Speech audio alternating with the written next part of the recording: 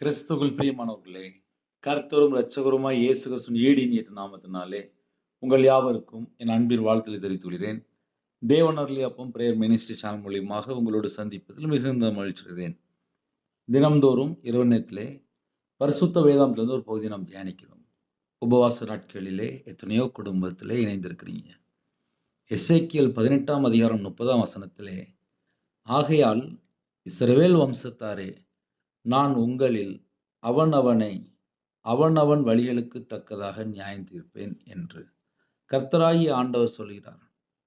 நீங்கள் மனம் திரும்புங்கள், உங்களுடைய எல்லா மீறல்களையும் விட்டுத் திரும்புங்கள்.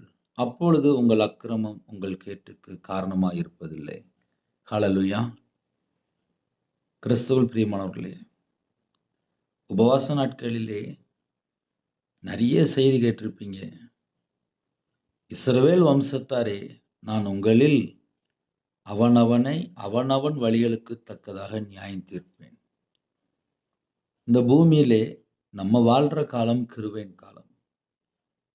கிருபையின் காலத்திலே நமக்கு எதுக்கு ஜீவனை தந்திருக்காரு, எதுக்கு நமக்கு நிறைய காரியங்கள் செய்து கொண்டே இருக்கிறார் அப்படி சொல்லி நம்ம கொஞ்சம் ஆழமா போய் பார்க்கும்போது, இது மனம் திரும்ப வேண்டிய காலம், பாவ மன்னிப்பை பெற்றுக்கொள்ள வேண்டிய காலம்.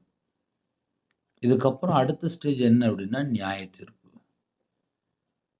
பரலோகமும் இருக்கு, பாதாளமும் இருக்கு. ஒரு மனுஷன் இந்த பூமியில எப்படி வாழ்றானோ அதை வச்சு தான் ஜட்ஜ்மெண்ட்.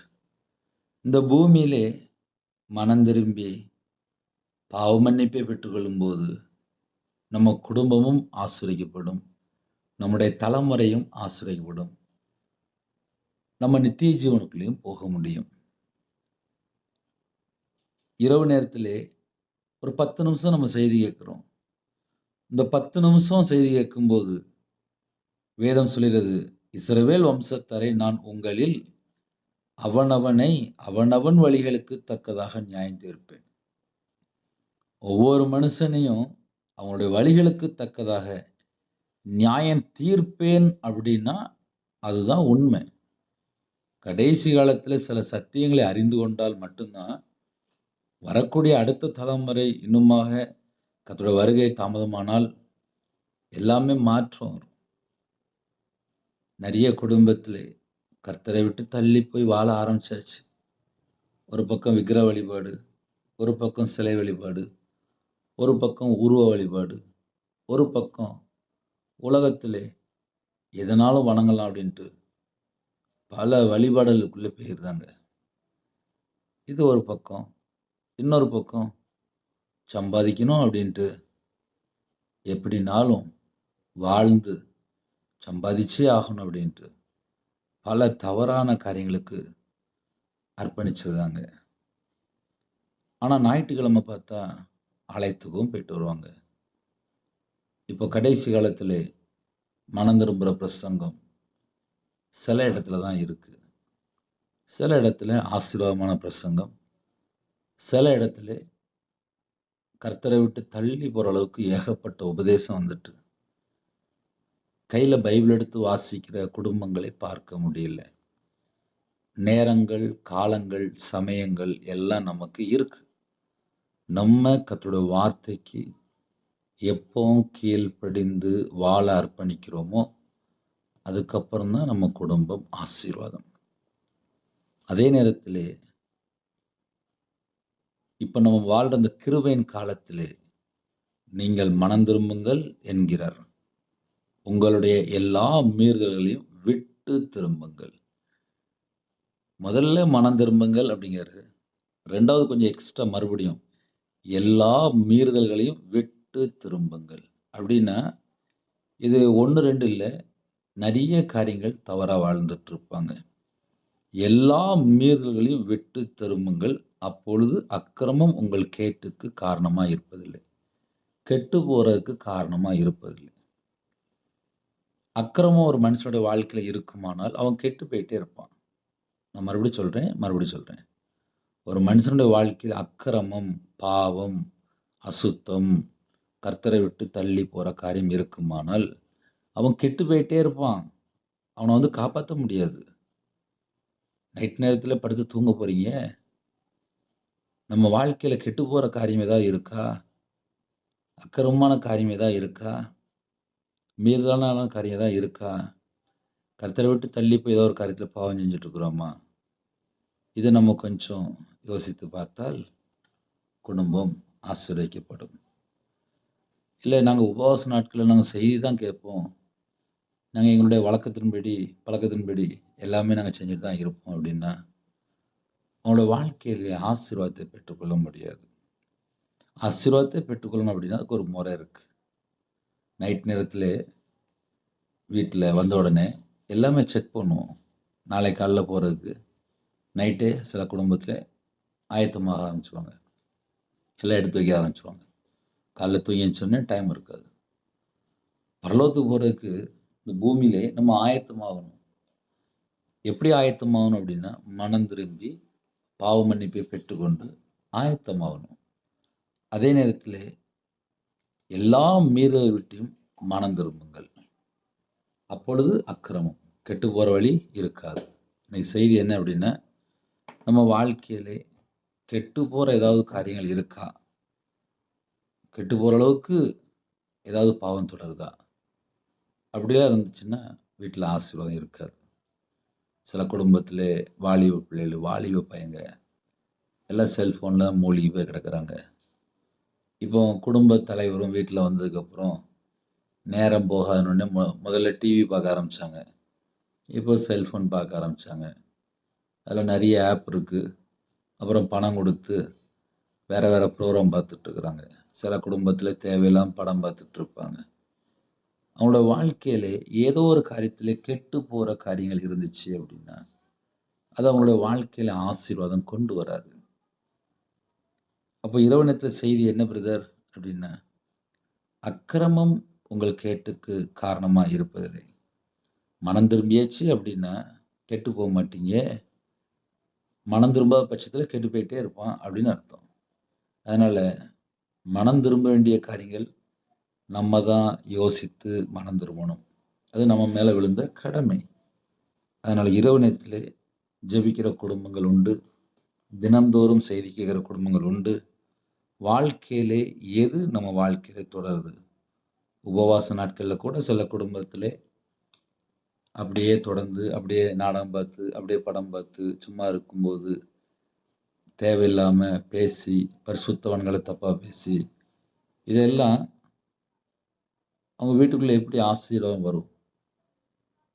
சில குடும்பத்தில விக்கிரகத்துக்குள்ளேயே இருப்பாங்க. எப்படி ஆசீர்வாதம் வரும்? சிலை வழிபாடுல இருப்பாங்க. எப்படி ஆசீர்வாதம் வரும்? உலக வழிபாடுல இருப்பாங்க. எப்படி ஆசீர்வாதம் வரும்? இன்னும் நெறைய பாவத்த பத்தி நம்ம நெறைய சொல்லலாம். ஏன்னா டெய்லி கேட்பீங்க. உங்களுக்கு தெரியும். இரவு நேரத்திலே அர்ப்பணிங்க. மனம் திரும்பினால் ஆசீர்வாதம். எல்லா மீறுதலை விட்டு திரும்பினால் தான் ஆசீர்வாதம். அதனால திரும்ப வேண்டியது நம்ம காரியம் தான். அப்பொழுது அக்கிரமம் உங்கள் கேட்டுக்கு காரணமாய் இருப்பதில்லை. இத நம்ம யோசித்து பார்த்து மனம் திரும்பினால் நம்ம குடும்பம் ஆசீர்வதிக்கப்படும். இல்ல பிரதர் நீங்க எவ்வளவுதான் மெசேஜ் பேசினாலும் நாங்க கேட்க மாட்டோம். அப்படின்னா நேரா ஜட்ஜ்மெண்ட் டே தான். அப்புறம் நியாய தீர்ப்பு நாள். அவனவன் வழிகளுக்கு தக்கதாக நான் நியாயம் தீர்ப்பேன். நியாயம் தீர்க்கிற ஒரு நாள் இருக்கிறது. இது சுவிசேஷம் அறிவிக்கிற காலம். மனம் திரும்புற காலம். மனம் திரும்பி பாவ மன்னிப்பை பெற்றுக்கொள்கிற காலம். தாழ்த்தீர காலம். அர்ப்பணிங்க, ஜெபிப்போம். அன்பின் கர்த்தாவே உம்மை நன்றியோடு துதிக்கிறோம்ப்பா. உங்க நாமம் மகிமைப்படட்டும். உம்முடைய ஜீவனுக்குள்ள அர்ப்பணிக்கிறோம். ஜெபிக்கிற குடும்பத்தை கர்த்தர் ஆசீர்வதிங்க. எத்தனையோ தேசத்துக்குள்ளே இணைந்திருக்காங்க. அவங்களோட வாழ்க்கையில கர்த்தரை விட்டு எங்கெல்லாம் தள்ளி போனாங்களோ, அந்த எல்லா குறைகள், குற்றங்கள் எல்லாவற்றையும் மன்னித்து பரிசுத்தப்படுத்தி ஆசீர்வதிங்க.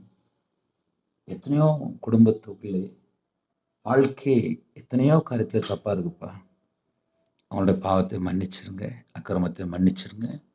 இரவு நேரத்தில படுத்து தூங்க போறாங்க. சமாதானத்தை கட்டளையிடுங்க. சந்தோஷத்தை கட்டளையிடுங்க. தீர்காயுசு தாங்க. அவங்களுடைய கையின் கிரியில ஆசீர்வதிங்க. அவங்களுடைய அப்பத்தையும் தண்ணீரையும் ஆசீர்வதிங்க. பலகணிகளை தருங்க. பண்டகசாலை தருங்க.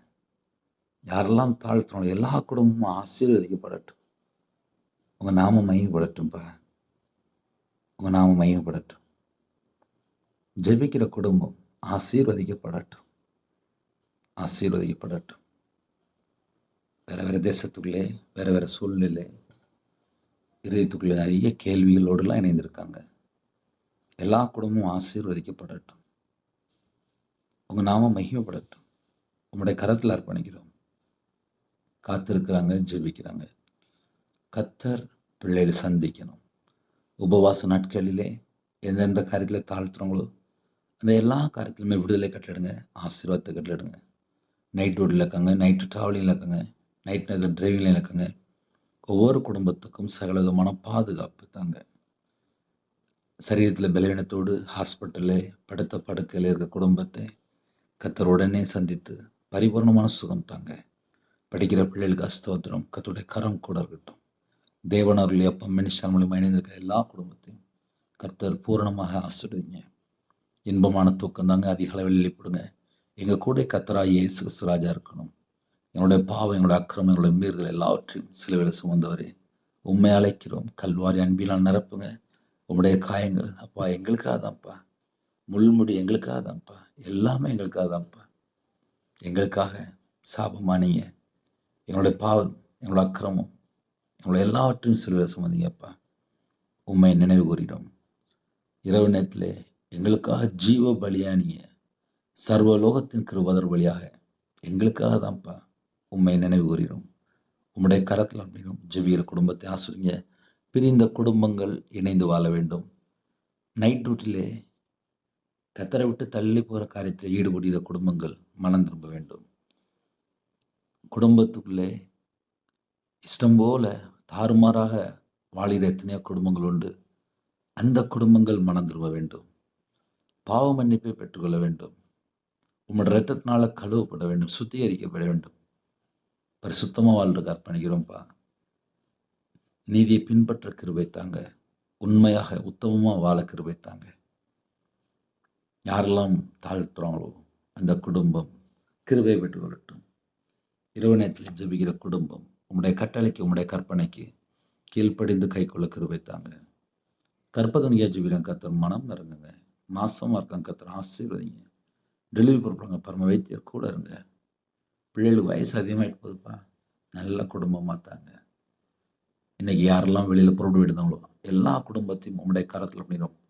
24 மணி நேரம் பாதுகாக்கிற கிருபைக்கு 1000 மடங்கு மக்கள் நன்றி செலுத்திடும். எங்கள் கூட நீங்கள் தங்கிடுங்க. எல்லா குடும்பத்துலையுமே தேவ சமாதானத்தை கட்டிடுங்க. கர்த்தரா இயேசு கிறிஸ்து ராஜா எங்கள் கூட இருங்க. உங்கள் நாம மகிமை விடட்டும். கர்த்தர் பொறுப்படுத்துங்க. துதிகன மகிமை எல்லாம் ஒவ்வொருக்கே செலுத்திடும். இயேசு கிறிஸ்து பிதாவே ஆமென். தேவனுக்கே மகிமை உண்டாதாக. கர்த்தர் தாமே உங்களையும் உங்கள் குடும்பத்தையும் சகல காத்திலும் சம்பூர்ணமாக திருப்தியாக கர்த்தர் கூட பரிபூர்ணமாக ஆசீர்வதிப்பாராக. ஆமென். கர்த்தராக இயேசு கிறிஸ்து கிருபையும் பிதாவாகிய இதோட அன்பும் பரிசுத்தனுடைய ஐக்கியமும் இப்பொழுதும் எப்பொழுது சதா காலங்களிலும் நம்ம நினைவு கொண்டிருப்பதாக. ஆமென். ஜெபிக்க வேண்டும் விரும்பினால் 9363064181 என்ற நம்பர் கொண்டால் உங்களுக்கு ஜெபிப்போம். God bless you. Thanks for watching. Please subscribe our channel. Click the like and share. Click the bell. God bless you.